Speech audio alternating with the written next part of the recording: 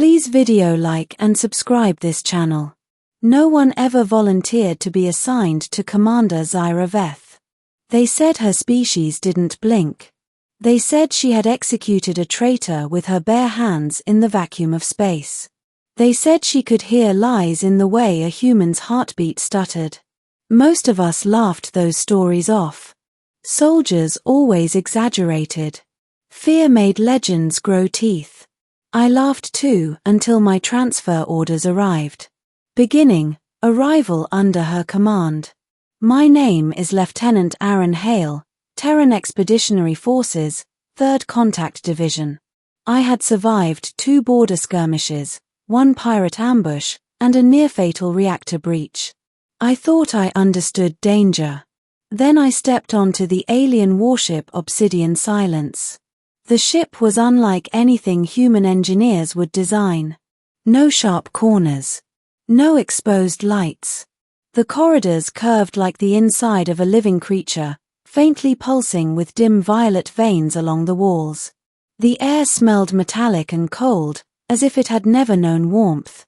An escort of alien soldiers led me forward, tall, skeletal beings with obsidian armor fused directly to their skin. Their helmets were not helmets at all, but grown extensions of bone. One of them stopped and gestured. Commander Veth awaits. The doors parted without a sound. She stood at the center of the command chamber, her back to me. Commander Zyra Veth was taller than any human I had ever seen. Her skin shimmered like dark crystal, reflecting the starlight outside the panoramic viewport. 2 backward-sweeping horns curved from her skull, etched with glowing sigils that pulsed in slow rhythm. She turned. Her eyes were wrong. They were not just red, they were layered, like fractured gems, rotating subtly as if each segment observed something different. When they settled on me, my chest tightened involuntarily. "Lieutenant Hale," she said, her voice smooth and resonant, vibrating through the floor. "You believe the stories about me are untrue." It wasn't a question.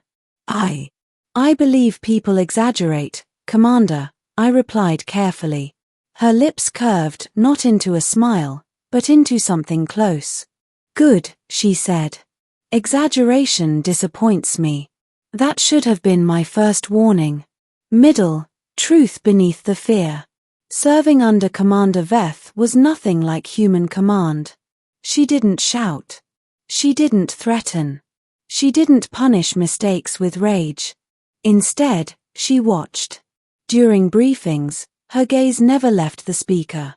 During drills, she stood motionless, observing every movement.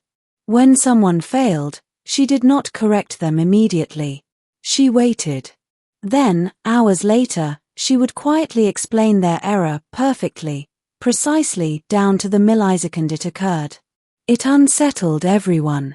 Rumors spread quickly among the crew. Some said she could see the future.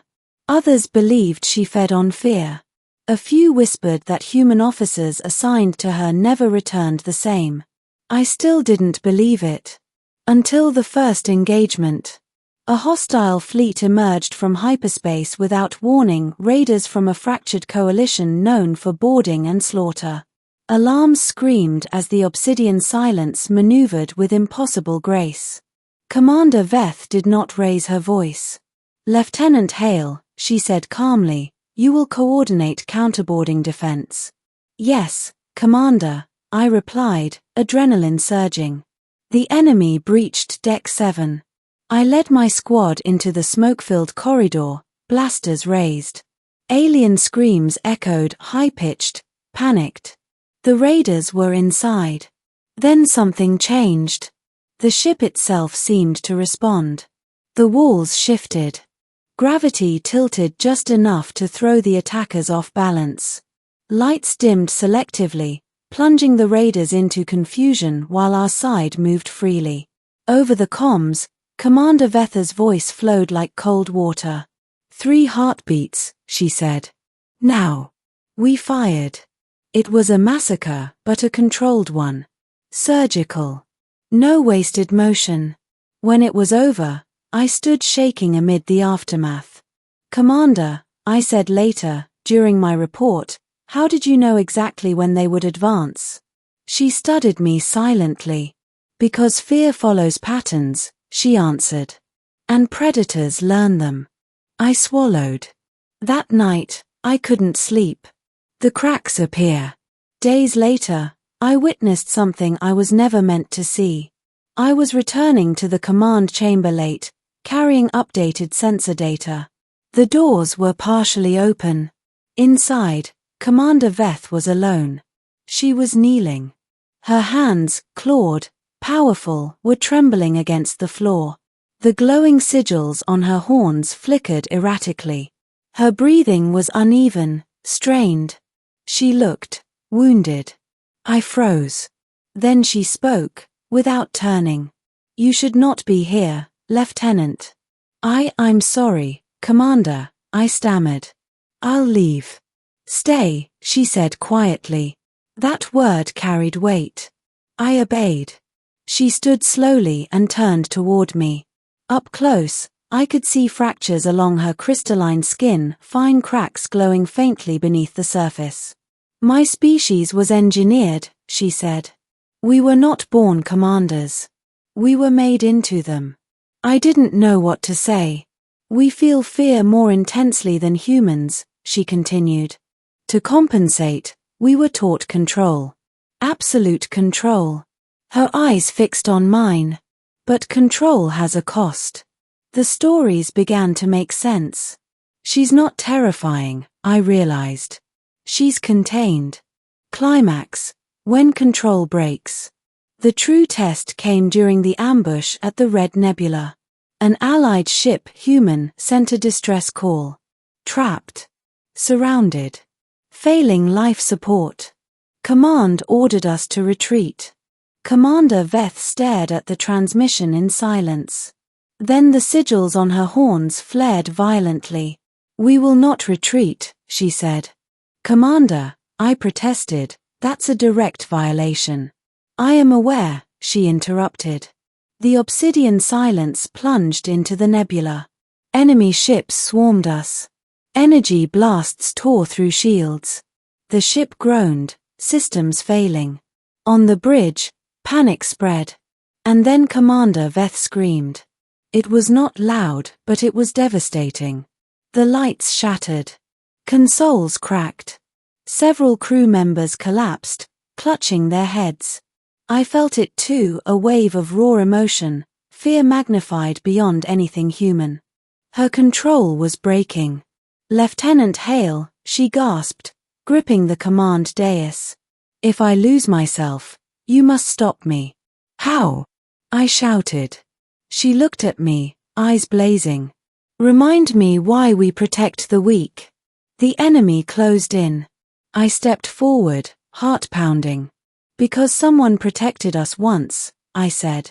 Because fear doesn't decide who deserves to live. Her scream faded. The ship stabilized. With terrifying precision, she annihilated the enemy fleet, then rescued the stranded human vessel.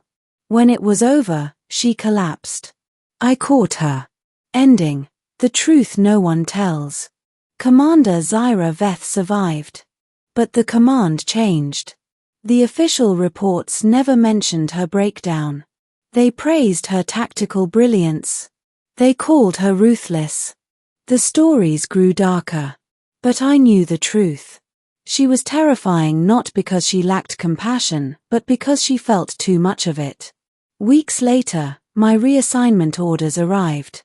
As I prepared to depart, she summoned me one last time. You were correct, Lieutenant, she said. About what, Commander? The stories, she replied. They were incomplete. She extended one clawed hand. I took it. For what it's worth, I said, I'd serve under you again. Her lips curved this time, truly. Be careful, Lieutenant, she said softly. That is how legends begin. As I left the obsidian silence, I finally understood. The most dangerous commanders are not those without fear, but those who master it.